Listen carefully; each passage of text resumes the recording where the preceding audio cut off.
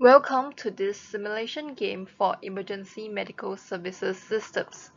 I will lead you through the game playing instructions.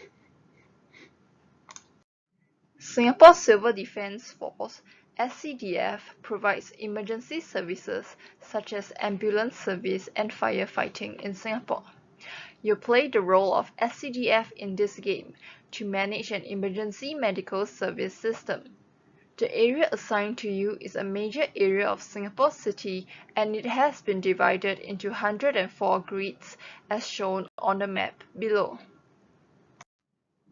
The EMS system revolves around two main components, stations and ambulances. Ambulances are required to respond to the emergencies as they arise. They are allocated, maintained and operated from stations. The stations are built in various locations or grids on the map. In this game, you can only build stations in the grids with the red numbers. These grids are called candidate sites. You can only build one station in one grid. Over the course of the game, medical emergencies occur in different locations. Your task is to design and manage the EMS system appropriately. The goal is to provide timely response to emergency incidents, like responding within 11 minutes for at least 83% of calls.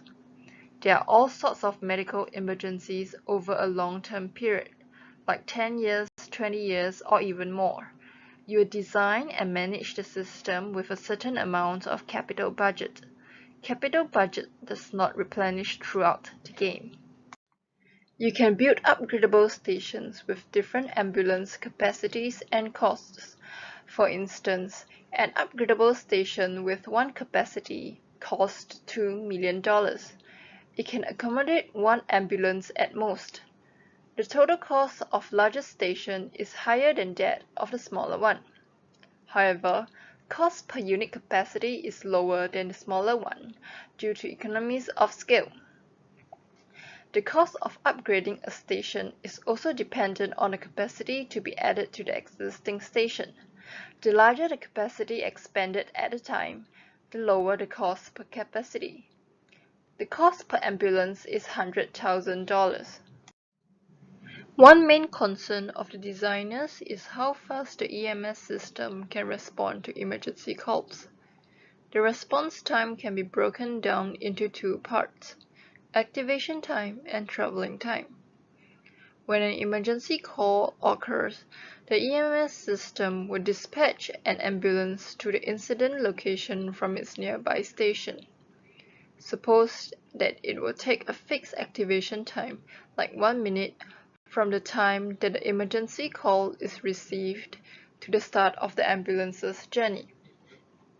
It is assumed that the traveling time of an ambulance from one grid on the map to its adjacent grid is 2 minutes.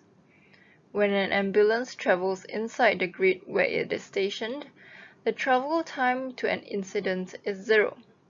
When the ambulance travels to the neighboring grids, the traveling time will increase. If the total response time is within a certain target, like 11 minutes in this game, it is considered a fast response. This requires the traveling time to be within 10 minutes. If an incident call is not responded by any ambulance when it occurs, the call is counted as lost. A station in a candidate site can provide timely service to incidents in a grid only if the traveling time is within a designated time, for example 10 minutes.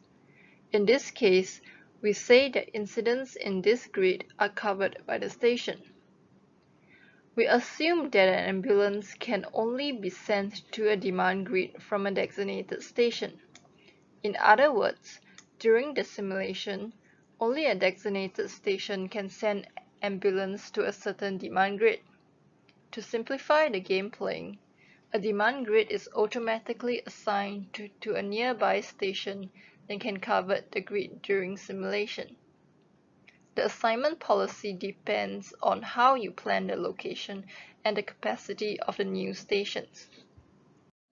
The game will simulate the design and operations of an EMS system over 10 years.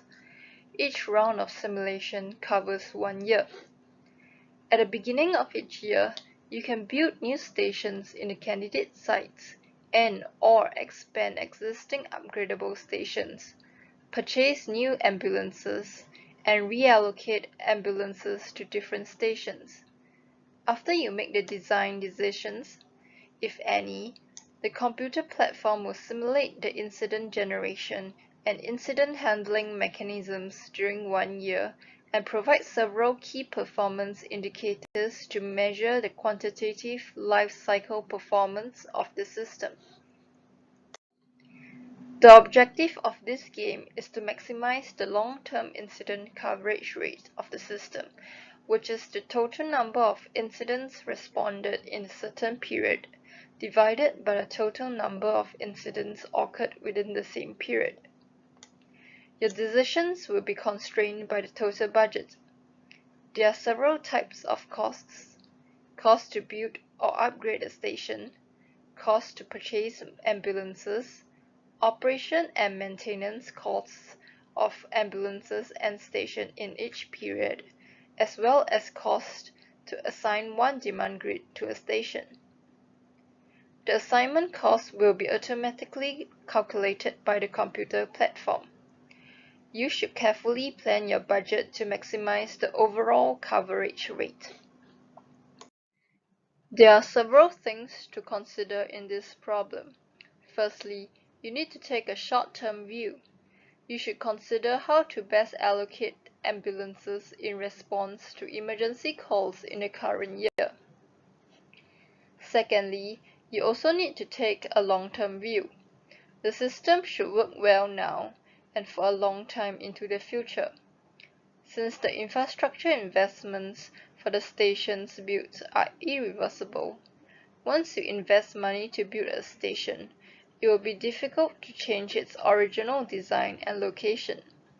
Therefore, you need to consider how to appropriately allocate resources over a long-term period.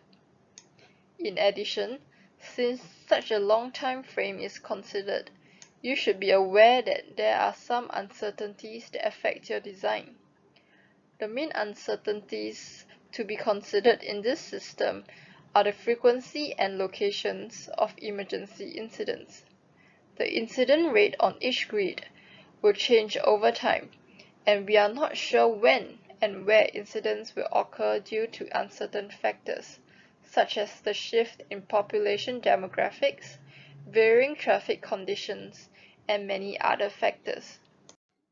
Now, let's get familiar with the game user interface. This game is played on a map depicting major areas in Singapore. It is divided into several grids. You can only build stations on the grids with red numbers. There is an existing fixed station with one capacity located in grid 3, which cannot be expanded. To simplify the simulation, it is assumed that incidents will only occur in these grids. The detailed user manual will be given to you in the following session. You can click on the History tab on the top of the game user interface to observe the historical data of incidents in each demand grid for the previous year. The number of incidents responded within 11 minutes, and the number of lost incidents in the previous year are shown on each demand grid. You can also find the historical information of incidents for all the past years that you have played so far by selecting the round of interest located right below the grid area. After selecting a particular round, the round number can be found on the historical information panel. The meanings behind the shorthand notations are also shown below the grid area. To help you quickly compare the density level of incidents that occurred in each grid, incident number ranges are represented by squares with different colors. Each incident level corresponds to a range of incident numbers. For example, Incident level 1 with the lightest colored square corresponds to the number of incidents which are between 0 and 1,000. Now navigate to the Forecast tab to observe the predicted number of incidents in each grid for the current year. Note that in general, forecasts are always inaccurate. Similar to the History tab, you can view the forecast for the future years by selecting the round number of interest right below the grid area. To view your game results and other indicators, navigate to the Indicators tab. The Indicators window consists of 4 charts. The first chart shows the coverage rate in each year. The red line in the chart shows average coverage rate up till last year. The second chart displays the total number of incidents responded in each year. The third chart shows the total number of lost incidents in each station in the previous year, which is the sum of lost incidents in the grids that were supposed to be responded by this station. The fourth chart displays the forecasted and historical total number of incidents in all grids. The performance indicators provide some information to help you devise the stations and ambulances deployment plan. A low coverage rate indicates there are not enough ambulances in the locations with high numbers of incidents. It can be improved by deploying more ambulances to these locations.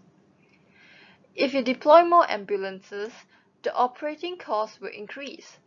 But if there is a spike in operating costs but coverage rate does not improve accordingly, it may imply that the new ambulances are not sited in the locations with high incident density. You may consider redistributing the ambulances. However, your redistribution strategy is constrained by the capacity limits of the stations. It may also imply that you allocate too many ambulances in the locations with low incident density. To lower your operating cost, you can consider removing some of your ambulances. If the number of lost incidents for a certain station is too high, this implies that the ambulances of the station is not enough to respond to all demand grid cells assigned to it. You may increase the number of ambulances at the station if possible. In this game playing, there are several things you need to pay attention.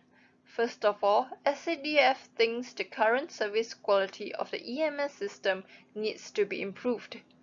Fast response rate should be increased, and the lost incident number should be decreased. Therefore, more stations should be built and more ambulances should be deployed. You need to devise a deployment plan for stations and ambulances to deal better with uncertainty in emergency incidents, and take tactical and strategic views on this problem.